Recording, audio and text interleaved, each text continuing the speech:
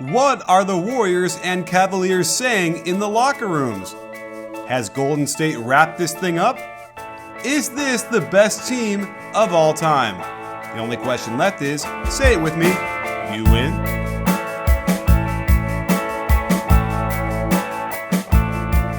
Hey sports fans, Coach Nick here, and welcome to the B-Ball Breakdown Podcast.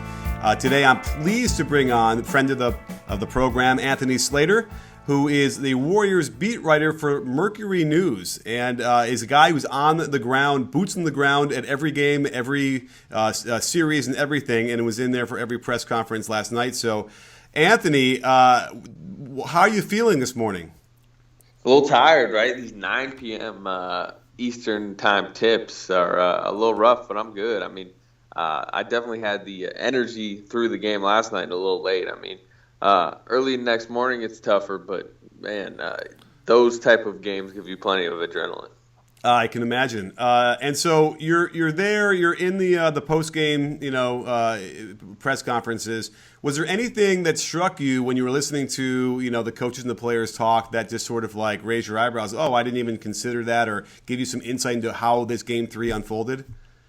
I mean, I guess the one thing that stood out in the press conference isn't necessarily like schematic related. It's just LeBron finally in this series seemed a little bit defeated by the Warriors, and they've done this to every team in the playoffs.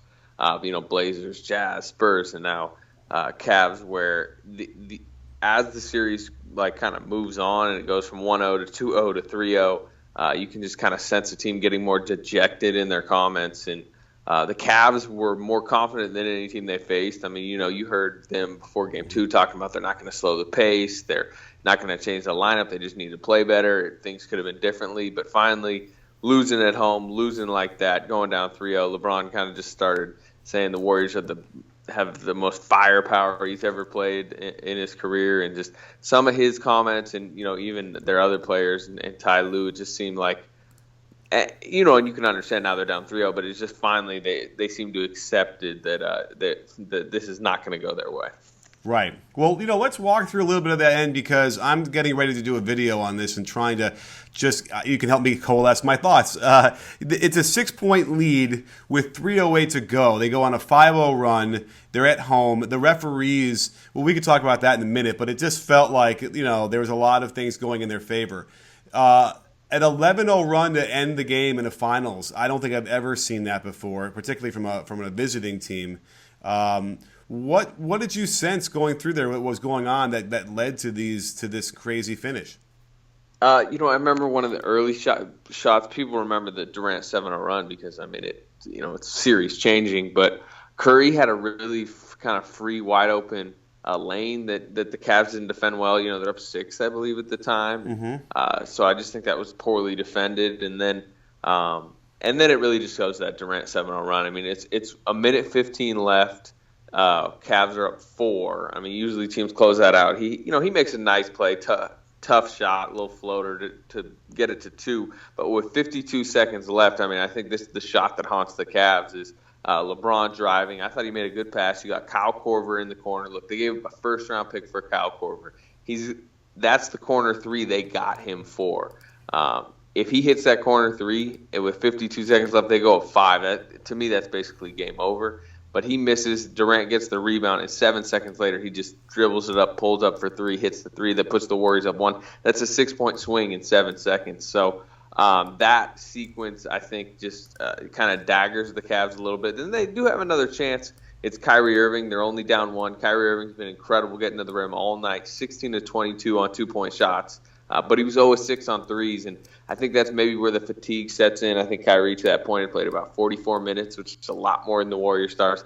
Couldn't get by Klay Thompson in that moment, and then just settled for a step-back 3, left it short, looked a little bit tired on it, and then from there it was basically game over. Yeah, I mean, you make it sound so simple and how to follow that, but man, like I think in real time it was just sort of like, what is going on? Now, did Durant talk about the pulling up for 3 in that situation, which was a little YOLO, right? A little bit like, it was. Yes. So what did he say about that shot? Did you hear it? Yeah, like Sean Livingston said, it took big balls, it was gutsy, whatever you want to say. Steve Kerr said it was his moment, his time. So everyone around was saying, like, we were fine with it. Durant, he's like he's in this moment right now where he's really trying to play everything coy. I mean, it's the biggest shot of his career. I mean, It really is. And he just doesn't even want to entertain that. He's just like, I just had the confidence. I was in rhythm. LeBron said he didn't want to contest it too much because Durant falls forward on his jumper. So it actually was pretty open, although LeBron was kind of in the vicinity. But Durant didn't, he got asked about it, I think, twice. He didn't really delve too much into it because he's just, like, not very talkative right now. I think I'm very interested to see when they win the title, just, like, his emotion after the game and maybe what he says. But he didn't really get too much into the jumper. Other people did. Right. I mean, it's an amazing moment of his career where he's not, like, too young, where he's not going to savor it, and he's not too old where he's, not the same player he once was. So this is, like, this amazing confluence of events. I think it's also why people want to say this is the best team of all time, because you have him doing this at his prime. You have Steph Curry in his prime, and Klay Thompson and Draymond Green. What are your thoughts on that? I mean, I know you've covered the NBA for a while. You don't go back as far as, like, the 95, 96 Bulls, but what do you feel as far as, like, where they rank all time? Well, it's tough for me to compare, like, if they played each other, this or that, like a lot of people like to do. But I think what you mentioned there is, like, the rarity of this team, where there have been teams that in the past that have had 4 All-Stars, potentially even 4 Hall of Famers, but this team is all between 26 and 29 as far as those 4 stars. And they're probably all the best that they've ever been. I mean, I don't know if you'd agree, but I think Curry, obviously his stats aren't what they were as an, unanimous MVP last year. But I think this is probably the best Steph Curry. I think this is probably the best Kevin Durant. I think it's the best Klay Thompson, the best Draymond Green, where other teams, when you have a combination of stars, even the Heat teams that had Bosh, Wade, and LeBron, that wasn't the best Dwayne Wade. It was probably the best Bosh and LeBron. But it's just to have them all in their primes. It's tough to do that in the NBA, but just, that storm of events, which is Curry, getting that cheap deal years back because of the ankle injuries, and Klay Thompson and Draymond Green signing at a time before the cap spike hits, so their money's not that big. And then the cap spike hits right before Kevin Durant, who is an all-time type, talent, maybe one of the best scorers in history, right before he hits free agency. So to get all those 4 together at the same time in their prime, plus very solid role players. Like, they're very top-heavy as far as talent-wise, but I still think they're pretty deep. I mean, Iguodala, obviously, the centers this season have at least been capable in the minutes they've had to play. Livingston's solid enough. They get decent minutes from a rookie like Patrick McCaw. Like, they're pretty stacked as far as depth-wise. Plus, I mean, their top 4 are just so explosive, and they just fit the era so well. That's probably the other thing. I mean, how basketball is played now, you may not want 4 other guys that fit threes and, versatile defensively, where Kevin Durant can basically guard all 5. He's played center in this postseason. Obviously, what Draymond Green can do defensively. And then the 2 shooters who can also, Klay Thompson's a really good defender, and Steph Curry's capable enough defensively and the best shooter ever. So it's just, I think the way they fit their era may be better than anyone's ever fit their era. And you know what else fits their era better than anything else I've ever encountered? Our friends over at Blue Apron, a really great service that delivers all the ingredients you need to make a delicious gourmet meal. It was really cool to open the box and find all this fresh food clearly marked and really easy to follow directions. My daughter and I had the best time making shrimp and shiitake mushroom dumplings one night and seared chicken with squash and garlic rice the next. It was great that they included the tiny bottle of hoisin sauce with the exact amount you needed. The food itself is fantastic, and I certainly impressed my wife with the seared salmon with glazed carrots and saffron yogurt sauce. Nothing takes more than 40 minutes to make, so fire up my podcast while you cook and get ready to impress your girlfriend, boyfriend, significant other, or family members who will be sure to kiss the cook after tasting a Blue Apron meal prepared by you. Get your first 3 meals completely free by going to blueapron.com/CoachNick to dive into a world of easy, fresh gourmet meals that come right to your door. I know I'm in. Now, you mentioned the centers. Let's discuss this for a minute, because I had tweeted out in the middle of the game that it almost felt like Zaza had some money down on the Cavs last night. He was that bad. What, He was not good. Yeah, give us some insight into what's happening, why Steve Kerr insists on playing him over JaVale McGee, and what is the magic here for Zaza? He's been good keeping Tristan Thompson off the boards. I mean, I think Tristan Thompson has 12 rebounds in 3 games and like 8 total points in 3 games. So there are a few plays, if you go back to it last night, like he's really walling Thompson off. And, he did it in the MLK game earlier in the year. They've been loyal to Zaza really all year in that starting spot. He's still I don't know what he played last night, probably like, maybe 16 minutes tops. But that's about all he plays all year. He's not a traditional, starting center who's going to get 25 plus. JaVale, I mean, they only like JaVale in little spurts, those little 4 or 5 minute spurts. Same with David West to start the second and fourth quarter. They don't give any of those guys more than about 15 minutes to 20 minutes tops per game, and then they're going to go small a lot. And they went small a lot last night. I think what kind of screwed with their rotation a bit and made them have to play centers more than they wanted is the fact that Draymond Green couldn't stay out of foul trouble. I mean, every time he would get back in the game, he'd pick up a big foul. He got 3 in the first half, obviously 4, I think, right at the start of the third quarter. Then he gets his 5th right at the start of the fourth quarter. So that, I think, kind of tweaked with their lineup, and then the fact that they really don't like playing JaVale McGee except for 2 4-minute bursts per game. Yeah, it's weird because what we keep seeing is the ability that JaVale has rolling to the rim, and then he can protect the rim. And I know that he makes boneheaded plays. There's no question. And there are games, especially in the regular season, where you just see, oh my God, it's the bad JaVale tonight. But I feel like in the playoffs, right, he seems like he's been more engaged in the focus in the playoffs and willing to make good plays.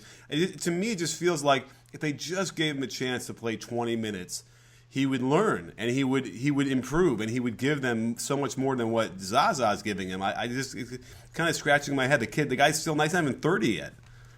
Yeah, I'd give him a longer leash, I think, if I was the Warriors, but at the same time, he plays with rare energy for a big man. It's really kind of his biggest skill, maybe besides the fact that he can leap highs, that he just sprints the floor at all times. He chases every rebound, and that's been a factor in these playoffs. He's kind of kept a lot of offensive rebounds alive, but he tires out. He has asthma. I mean, you can see when he goes over the scores table every time before he checks in. He takes a hit off the inhaler, and then he goes in and he just sprints around. I mean, sometimes he gets a little bit lost defensively, or he gets overzealous, and LeBron will just pump fake him into the air and just draw a foul pretty easily. I think he's probably got about 3 or 4 and ones on JaVale in this series.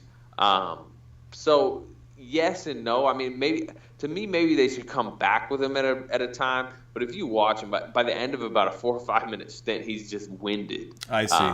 Okay, that makes sense. Okay, well, yeah. Okay, good to know. I don't think I really appreciated that was an issue, and that's very legitimate. I'm looking at the 5-man lineup data, just glancing at it really quickly. I didn't think I realized this. The starters, with Zaza in there, played the most minutes, 9 minutes. They were a net negative 36.1 in those 9 minutes, which is crazy. Probably the worst of that 5 of any game they played all year. You sub out Zaza with Andre Iguodala. They played that for 7 minutes, almost the same amount of time, and that's a plus 93.4. So what do you think is going on? I mean, obviously going small is what they like to do, but what does that do to ignite this Warriors attack? Yeah, I mean, look, it always has, right? It's been known as the death lineup for 2 years. When you put Iguodala in, you shift Draymond to center, and it was so deadly last year when Harrison Barnes was really the 3-4 man with Iguodala. Well, now this year, you obviously replace it with Kevin Durant. And it honestly hasn't been as effective all season as they thought. I mean, it's still its net rating was near 20 probably overall during the season, but it didn't dominate like people were expecting it to. But in the playoffs, they've used it a few times kind of as the trump card. They've really kept it in their back pocket though, because look, they're 15-0 to this point in the playoffs. 12 of those 15 wins were by double digits, so they've kind of just kept a regular season rotation, not wanted to really unleash Draymond at center too much, because without having to, then you don't want to maybe log a ton of minutes and get him a ton of fatigue on that. So They've maybe been waiting for the moment where the last 2 games they've played, probably the most they've played, small all season. And, it's worked. It worked yesterday, where the reason why those net ratings are so different is because the starters got killed at the start of the third quarter. Mm-hmm. And then, that lineup that you mentioned with Iguodala at center, they closed the game on an 11-0 run. I mean, that's probably the bulk of that big net rating. It's just they closed strong. And that's the lineup remember when they came together in the Hamptons during the July 4th weekend last year? Those are the 5, Klay Thompson, Draymond Green, Steph Curry, and Andre Iguodala all showed up. And in that meeting, I mean, it's always going to be those 5 when the season's on the line. And a little bit last night, the season wasn't necessarily on the line, but that win closes it out, basically closes the series out, and it was those 5 doing it. Now, a lot of people have made a big deal about, Steph Curry, whether he was hurt last year or not. And I mean, I think you and I both know enough that, there was something off with the way he was moving. Certainly when you compare it to this year, right? Like, it seems like it's night and day the way he is darting around the court versus last year, right? Yeah, oh, for sure. I mean, you've seen it just with the way he's attacked big men, right, in this series. Kevin Love, he got a few times on the in Game 1, and it was almost cathartic after what happened in Game 7, right? Yep. Just to maybe show the Cavs early on, like, look, this is not who you got last year. He got Tristan Thompson. I mean, everyone kind of remembers the play where he spun LeBron around. He's just it's burst at the rim. It's his 3-pointers obviously on, and it's the inability of the Cavs to really target him defensively. I know they got LeBron isolated on him a couple times last night. It turned into a layup, and I think a block charge, call that I think they called a block. But other than that, they really haven't been able to continually target Steph in this series, and that's huge, because if you can't target Steph, then you can't really target anyone in that lineup that we're talking about, because Iguodala, very plus defender, Klay Thompson plus defender, Draymond Green, Kevin Durant, especially when Durant's engaged, he's been fantastic defensively in this series. So if Steph Curry is a net positive defensively, then that's just like a premium, awesome defensive lineup. And to me, that and where you see him on the drive is where you can just see that his knee and just his health overall. I mean, Steve Kerr keeps saying it. He's fresher, he's bigger, he's stronger. So it's been a huge factor. Sure. Now, the other thing that's interesting is during that run in that third quarter, I believe was third, where for some reason they had been doing such an excellent job of having him hedge on when his man sets a ball screen for LeBron James, and then they go underneath the screen and they wouldn't have to switch. Did anybody ask or talk about that? Like, all of a sudden in the middle of that third quarter, they lost that ability, and then they had to switch and get Curry on him. Did they, was there any insight into how that fell apart for that brief moment that gave them that big run? No, there was so much going on last night, and the fact, I think that would have been more a topic if they lost, but just with the way they won, it was more like Durant and this and that. But to me, it seemed more like their focus just kind of waned for a little bit, especially in that third quarter. That's to me probably more than I've seen this series, and maybe since Spurs Game 1 when they were really bad to start, was where you just saw their focus just kind of disappeared for a while. And they were making defensive switches and that they hadn't made, and just kind of making sloppy plays. So I don't think it was necessarily schematically what they were trying to do. I just think finally the Cavs were able to get them in situations they didn't want to be in. Then they had to kind of regroup, figure out what was going on, and they eventually did. So great point. And here's the thing I think is interesting is while Curry is clearly playing better and moving better and healthier, you can almost argue that it's Andre Iguodala who is clearly healthier as well. His movement this year in the finals, I think, is even more dramatic than it was when Steph compared to last year. Would you say that's true? Yeah, and it was so Iguodala's season's interesting. It wasn't great up until March but Kevin Durant's knee goes out on, I think it was February 28th, basically right before March 1st, and Durant misses 6 weeks. Iguodala suddenly has to play a lot bigger role starting in March, and he just turned it on in March, and almost he's about to be a free agent, and he probably got himself, if he wants it, I'm not sure he'll take it, but he got himself a lot of money in that month, I think, still showing that, look, he can score nearly 20 points a game at times, and I think in that month he probably had 3 or 4 games of 20 points, which is very rare for him these days. He dunked 24 times in the month, which is more than all the other months combined. It was like, wow, the knee's looking really good. He was just sprinting out on fast breaks, just terrorizing people defensively. And then Durant comes back and he just sinks into the background. And even during the first, second, and third round, I mean, he 3 of 27 from three. I think he missed his first 17 threes of the playoffs. Wasn't that effective defensively. And you just worried going into the finals, like, is he conserving it? Or even in the West Finals, like, he missed a game because he said his knee was sore and he just wasn't that effective. So you were worried coming into the series. But then, yeah, I agree with you. Game one, you could tell right away, and I kind of knew you were going to be able to tell right away with Iguodala. He came out, and I think he had a dunk within 30 seconds of his first entry in game one. Then another one-handed dunk a couple minutes later, which when he's dunking, you know his knee's feeling good. Mm-hmm. He's been going for strips a lot more. He really sealed the game last night by stripping LeBron in the corner when the Cavs drew up that play down three. So when his hands are active and he's shooting threes decently, which means he's getting his legs under him and he's dunked a few times, that is the fifth wheel of this just nightmare lineup. Yeah, I agree. I think that was the bigger thing was that how energetic he had. He was able to take on LeBron. But let me ask you this, because I want your opinion. I also want to know if anyone talked about it after the game. The strip, as a coach, especially on the road and with the way the referees were calling this game, I can't believe that he would have had the chutzpah to try and do a strip that would have been a game-tying three. Although I will say I would have loved to have seen LeBron, under the most pressure of his career, have to make 3 free throws to keep their team in the game. But I can't believe that, and he got away with it, and it was, I guess it was clean, but still. What are your thoughts? What were they saying about that, and how risky do they feel that really was?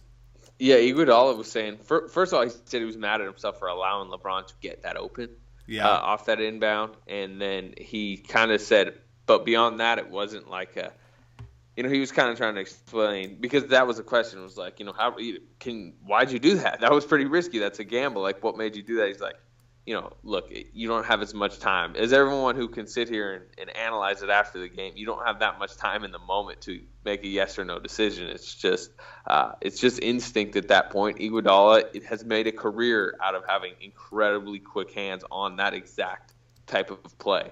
And not only just like quick hands, but accurate hands. And I'm not sure he should have done it, because, like you said, if he just slaps on the wrist, or if the ref just thinks he slapped on the wrist, even if he didn't, that's 3 free throws for LeBron.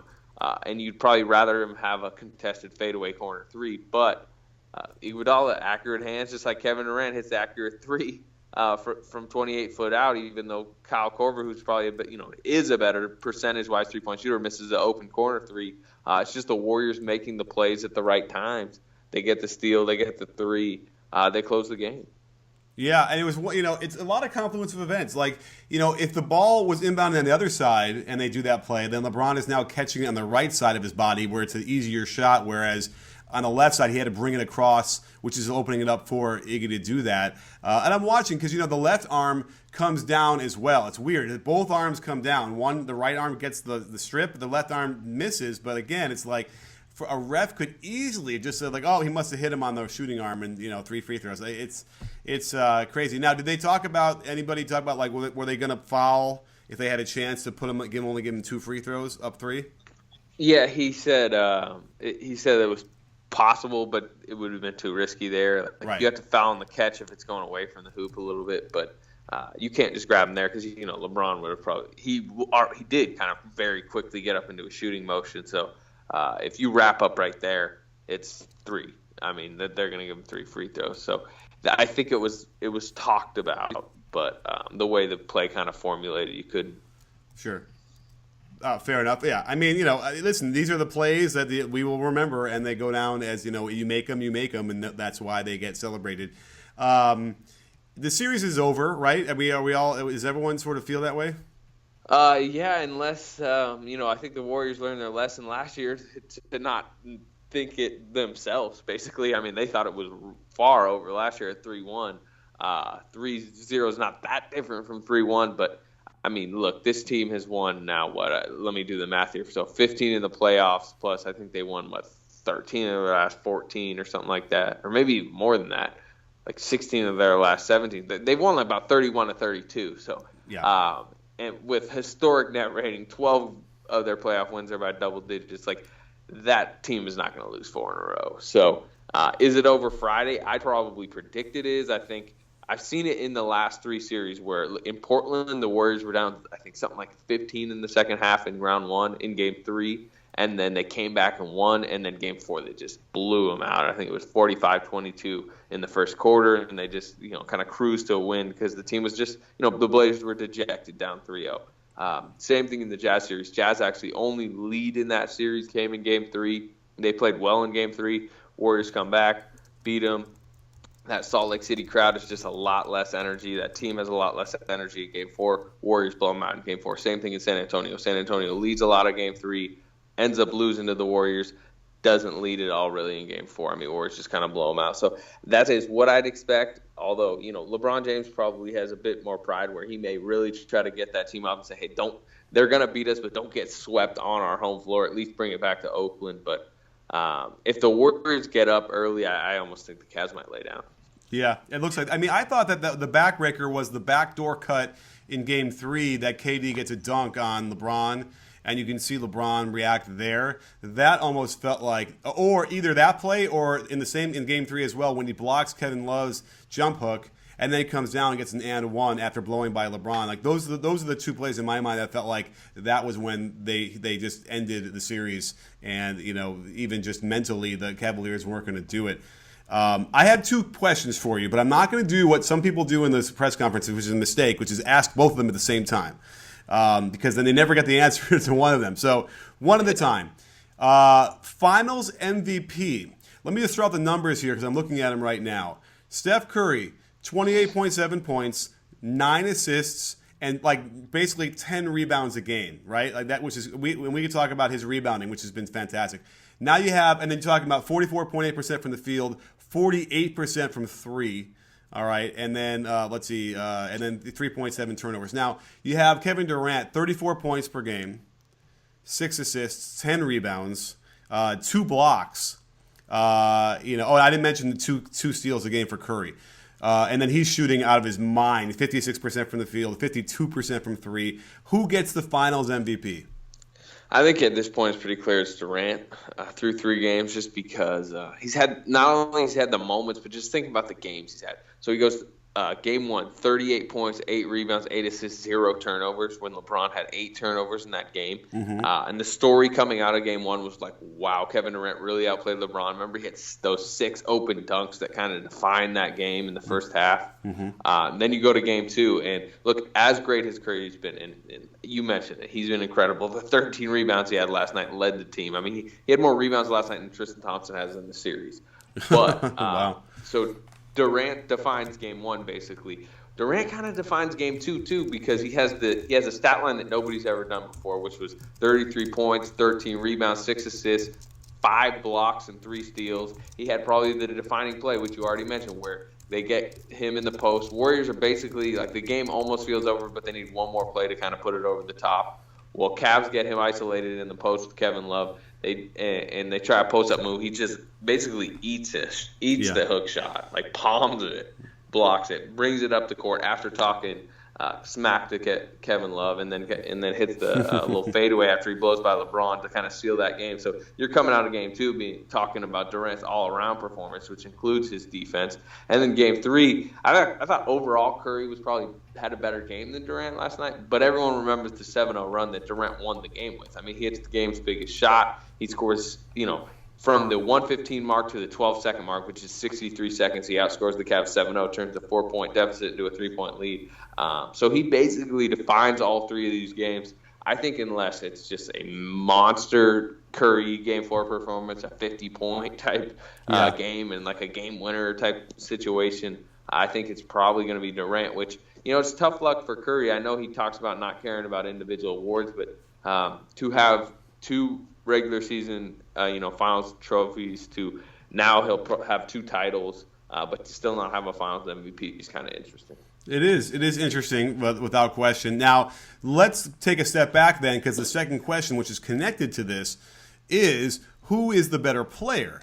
because a lot of the argument could very well be that the reason why Durant is getting so open and so much space is because of what Curry is doing, and I would almost say that their offense, when Curry goes out, just kind of dies a little bit, whereas even when if KD is in, it doesn't quite have that same flow. So the question then is, who is the better player? Now let's keep it limited to the offense, I think, right now, because I almost feel like Durant gets the nod, even though you know how I am about Curry's defense. But Durant, just simply for the intangibles of being 7 feet tall and a 7'5" wingspan, whatever he has, he simply can just be a better defender because of the way he was born. But what do you think? Who ends up being the better player when we back up a little bit? I mean, this version and this finals version of Kevin Durant, I think, is a better player because of just the 7 foot ability to basically shoot. I mean, we said it. He's shooting over 50% from three in this series from an unblockable point. Where he releases the jumper, and the way he's just like a nightmare in transition. And you saw it in Game 1. I mean, it was very much Curry's gravity and Klay Thompson's too on that shooting, where Kevin can kind of just rumble to the rim, but he's such a terror. And then he's passing well too. And I think this season, Curry, and a lot of times Curry's more important to the Warriors offense because of that gravity. His plus minus is a lot better than Durant's. His plus minus is a lot better than anyone in the league by like a wide margin, really, all season and in the playoffs. So a lot of times I do think Curry is more important to the Warriors, but I just think if you just pin them up in this final series, there's a reason Durant's going to win the Finals MVP. It's just because of that just monster impact from that size that he has. And I know you didn't want to bring defense into it, but just what Durant did in Game 2 with 5 blocks, 3 steals. Like, Steph Curry has been capable defensively, as we talked about, but Kevin Durant changed the game defensively. So the ability to do that, I think, probably puts him over the top. But they're both unbelievable. To me, although KYRIE was good last night, I think KYRIE has been exposed as a clear tier below the other 3 stars in the series, where it's like that to me is almost the difference. Cavaliers have one just all-time type talent, and LeBron James obviously maybe the best player ever. But the Warriors have 2. Not best player ever, but they have 2 probably top 20, top 30 type talents in NBA history. Whereas KYRIE, solid player, but all-star and probably fringe Hall of Famer, right? Right, that's true. Well, that's why I think this doesn't really damage LeBron's legacy per se, just because I think we all expected the Warriors to win. It would have helped. It could have helped his legacy if the Cavaliers overcame this and won it. But I don't know if it damages it that much. Do you agree with that? No, I mean, how could it? He's been so good. I know the 8 turnovers in Game 1 are kind of like a rough patch, but look, he was the Cavs' best player in Game 1 by far. He's their best player in Game 2 by far. I thought he was their best player last night by far. I know KYRIE had good numbers, but I didn't think KYRIE was very good defensively.